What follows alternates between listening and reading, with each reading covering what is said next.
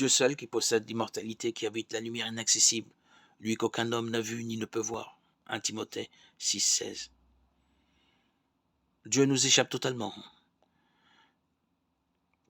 Nous pouvons faire l'expérience d'aimer un être qui nous dépasse totalement, mais que nous ne pouvons définir.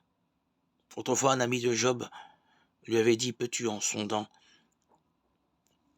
découvrir ce qui est en Dieu, ou découvriras-tu parfaitement le Tout-Puissant?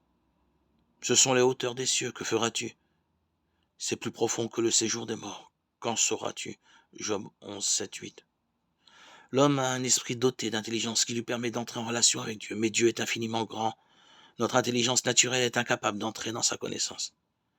Mais il ne veut pas nous laisser dans l'ignorance, il nous donne ce dont nous avons besoin, ce que Dieu a préparé pour ceux qu'il aime.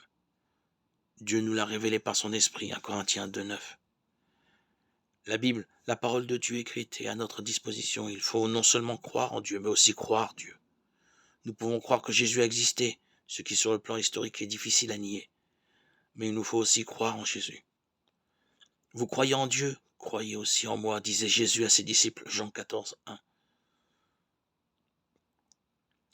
Nous pouvons recevoir cette révélation en prenant la place de ceux qui se laissent enseigner, comme des petits enfants devant la grandeur et la majesté de leur Créateur. La foi vient de ce qu'on entend, et ce qu'on entend par la parole de Dieu. Romains 10, 17. Jésus prit la parole et dit: je te loue, ô Père, Seigneur du ciel et de la terre, parce que tu as caché ces choses aux sages et aux intelligents et que tu les as révélées aux petits enfants. Matthieu 11, 25.